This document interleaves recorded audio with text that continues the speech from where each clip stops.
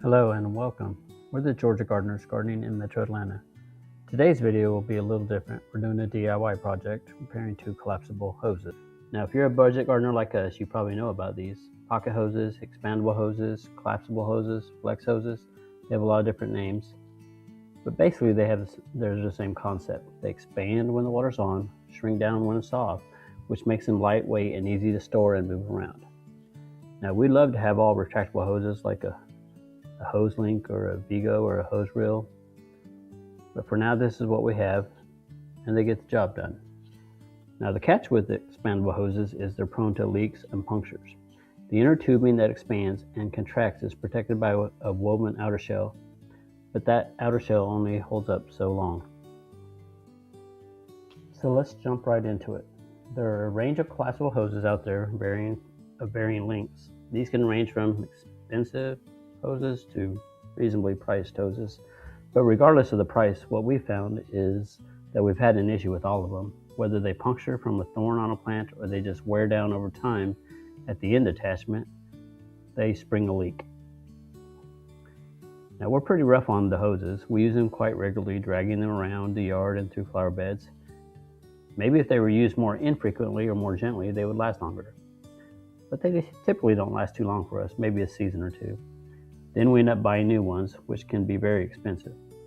Maybe you've had better luck or found a high quality one that lasts. If so, tell us your secret or what brand you have in the comments below. Okay, to start off with, these are the tools you'll need. Basically, they're just 4 tools, and you probably have them. First of all, a pair of scissors, a pair of needle nose pliers, a screwdriver, and lastly, a pair of regular pliers. We prefer channel locks, but any regular pliers that'll reach around the attachment will work. Now, the repair process is pretty straightforward. There are 4 steps. Step 1 is to cut off the leak. Step 2 is to run the hose through the cover clamp. And then step 3 is to attach the hose to the end of the male or female piece. Step 4 is to connect the cover clamp onto that end piece. And then we'll show you each of these steps in more detail. Here are the parts you will need for this repair job. We ordered these parts from Walmart for about $5. They were on sale, so they might be a little bit more now. But either way, paying a couple dollars for the repair parts is a lot better than paying almost $100 to replace the hose. Okay, so these are the parts that we ordered. We got them from Walmart. They come 4 to a pack, and this is what you get 4 of these, which is basically a male and a female. Here you see the female part, and here you hear the male part, and then the ring, which will go in the female part if you ever have to attach that. So basically, you're getting 4 male parts, 4 female parts.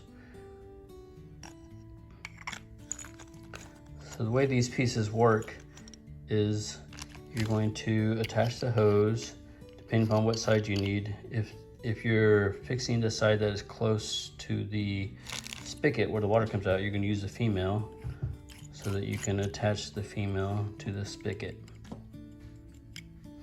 If you're repairing the other end where the water comes out of the hose and you need to fix the male piece, you'll attach this. So either way, they both have the same kind of mechanism that attaches to the hose. So you'll take this part off right here, and this little white clamp holds the hose in place. You can put it in here, but a lot of us have seen this. If you've done irrigation, you're familiar with this. You're going to take the cut off portion of your hose and put it over that, and then this will be on the other end of the hose. Oops. This will be already on the hose, and then you'll attach it, and it tightens, that clamp tightens down on the hose, holds it in place, and you put your ring in there, attach it to the spigot, and voila. Hopefully you have a non-leaking hose. So again, these came from Walmart. You basically get 4 complete part sets, which a set has a male and a female.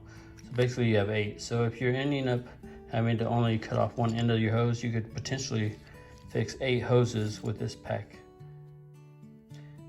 Now if your leak is in the middle of the hose, what you're going to do is you're going to cut off the parts of the leak on each side. Make sure you're removing the leak, and then you'll attach the male to one end and the female to the other end, and then you'll attach those two together.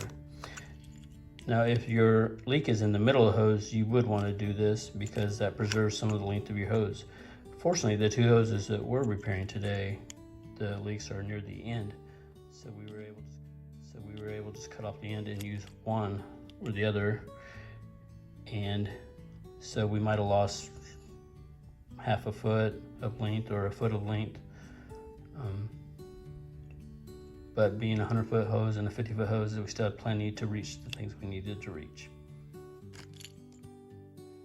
So just an FYI, if you are repairing the middle of your hose, if the leak is located in the middle of your hose, they do have these repair parts that you can use, that you would only need this one part instead of having to use a male and a female part. So just so you know, that's an option. Okay, so here we go. Step 1 is by far the easiest step. You simply cut off the end of the hose where the leak is. This is where you'll use your scissors and make a nice clean cut.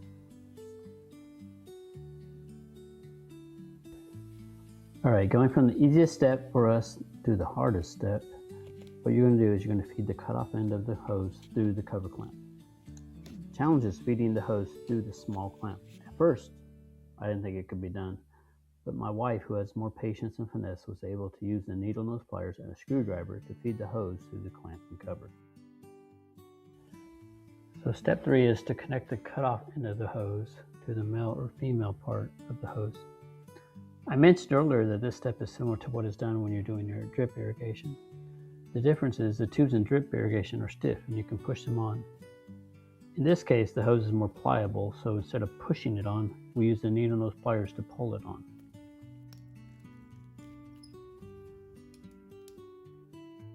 Step 4 is to connect the cover clamp onto the male or female piece.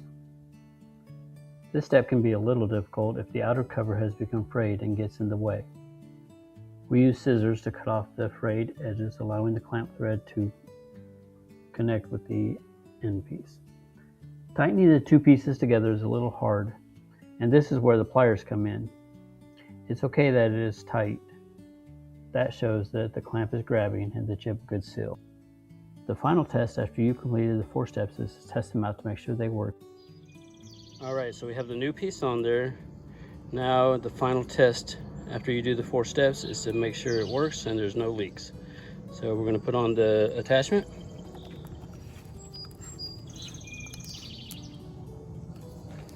And then we turn it on, let it build up pressure and see if it holds. So you see the hose expanding, so the pressure is building. Now we just want to check to make sure our new part is holding with no leaks, and so far so good.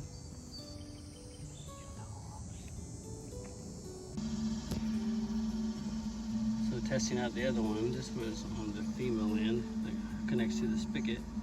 So let's turn it on and make sure the leak was coming out from right here before we replaced it. So let's double check, turn it on, build the pressure, and see if it holds.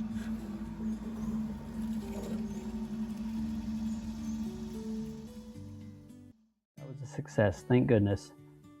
Honestly, it wasn't easy. This video might be 10 minutes, but the real repair took us about an hour and a half, plus a fair amount of frustration and sweat. Was it worth it? Absolutely. $3 in parts versus a full replacement of 2 hoses costing almost $100. It was definitely well worth it. And there's something genuinely satisfying about fixing something instead of just tossing it.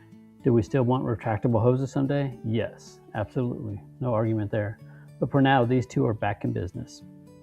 I'm sure that now that we've done the repair, we can do it much more quickly the next time. Hopefully there is no next time. But the learning process did take some time. Thanks for joining us today.